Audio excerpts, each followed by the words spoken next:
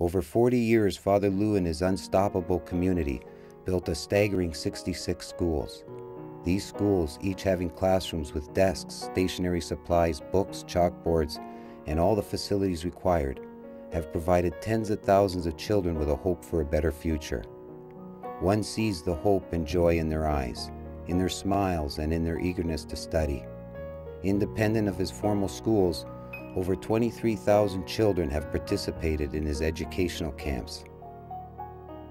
All of this is quite unbelievable, but it is only a fraction of his accomplishments. No longer did he want these people living in tin and wooden sheds, so him and his group of workers, commonly referred to as the Junta, built over 1,600 homes and rebuilt another 7,000. Houses made of concrete with individual bedrooms and kitchens. Father and the Junta took people out of this kind of living condition you see here and placed them in these new and beautiful homes now with running water. Accompanying these homes was the purchase and installation of thousands of latrines and solar panels so that these families now had sanitary facilities and electricity to light up their house. And all of these homes close to his roads so the children can get to his newly built schools and parents can get to their newly acquired lands to cultivate. The challenge for Father and the Junta now became providing the people with health care, so they built clinics in the mountains, 11 rural medical clinics with all the necessary first aid kits, staff and facilities to care for the sick. In addition, they established 7 pharmacies with affordable medicine, a vaccination and deworming program, and a comprehensive oral health program. The work of Father Lou and the Junta is astonishing. This group, called the Junta, is Father's own government, made up of a cabinet, administrators, and volunteers elected representatives in each community. They built 12 community centers like these. These community centers allow for communities to meet and discuss with their volunteer elected officials the needs of their own community and what they will do next in Father's program. The Dominicans believe that the next one in line for a new house or water or service is not the one most powerful in the community, but the one in greatest need. These community centers also provide a shelter when the hurricanes come, as well as being a place to pray and a facility for children to come and play. Father's work has not been restricted to the mountains. You can see his works of love throughout the small city of Ocoa, where we find his parish, St. Joseph's. It is here that people come from all parts of the Dominican, in fact, from all parts of the world, to meet this special man and celebrate Mass with him. They pray with him and they sing with him. Not only is his homilies inspiring, but his singing is a delight to listen to. His people enjoy his voice so much, they insisted he record one of his songs, and now he is often heard on Dominican radio. This song he sings. Él está en los montes y en el mar, Él llena el silencio de la noche en calma y camina en la ciudad. Como le cantaré al Señor, como le cantaré al Señor, hombre elevado soy. Father and the Junta have taken this poor mountain town and turned it into a thriving and comfortable place to live. He was instrumental in working with the government to have this university established. Here, students who graduated from his mountain schools will study physics, math, language, and many other disciplines.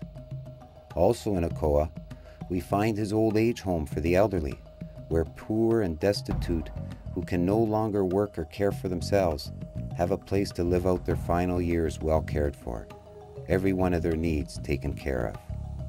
We also find his rehabilitation center, where the poor have been injured or are sick, and they receive physiotherapy and treatment that will allow them to return to their communities and work. Next to this center is the government hospital, in which Father has provided many supplies so the people have equipment to receive good medical care, and young women have a safe place to deliver their children. In the same area of Ocoa is Father's soup kitchen, where the poorest of poor can come to get a warm and well-balanced meal every day. Another great accomplishment is the Father Arturo Center, operated by Sister Mary Jo. Father and his junta built this beautiful complex to serve many purposes. It is a school that educates the poorest of children, providing them with clothes, books, and all their needs. It teaches the women and men skills like sewing, the making of crafts with bamboo, taking rock and chiseling away to find the beautiful stone larimar to create all their wonderful jewelry. Then there is the stained glass shop where they make stained glass and sell to wealthy customers. They even have a cosmetic class, a woodworking shop for more crafts. All these items sold on the market and also in their own gift shop to earn money to keep the missions going. In addition, these poor people learn their own trade and go out into the community, many of them beginning their own business. If you try to credit this humble man for his accomplishments, he gets rather upset. He attributes everything to the community. He tells me that if it was not for them, if it was not for the junta, the nickname for Father Lou's own government, officially called the Deso, nothing would have been done. It's a government of poor people working for the poor people. Here is its headquarters. As we enter this building, one is amazed how this government exists, independent of any official government. It's a building with a maze of offices and departments for each area of its many ministries. And here, in this room, the representatives from almost 100 poor communities in the mountains come for their monthly meeting with the junta to express their concerns. Sitting here at the head table are the cabinet ministers. They take notes of every concern, determining which poor community is in greatest need. Frank has been with Father Lou since he was a young boy. Today he is assistant to one of his cabinet ministers. He speaks emotionally, as all Dominicans do, about Father Lou. Dominican people, especially Ocoa people, they think about Father Lou like he's like a hero, like a president, because the more important thing of Father Lou is that everything that he say at church, he go outside and he practice. Following the general meetings at the junta, the cabinet ministers come to report all the issues with Father. They all come to his humble residence next to his parish. It is in this meager place, a small wooden structure where Father Lou eats, works, and sleeps. It is from this place that he runs his entire operation.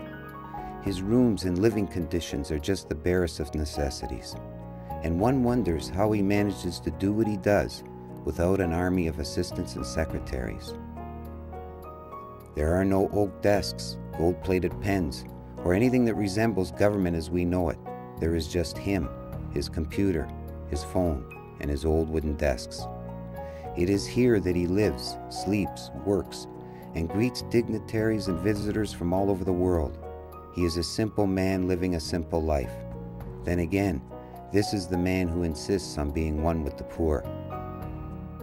A previous president of the Dominican once said, "There would be no poverty if I had 5 Father Lou's." It is here in this place where they come to discuss all the matters of the poor and what projects will be done next. It is here in this place that the junta makes all its final decisions based on the needs of the people and Father's direction.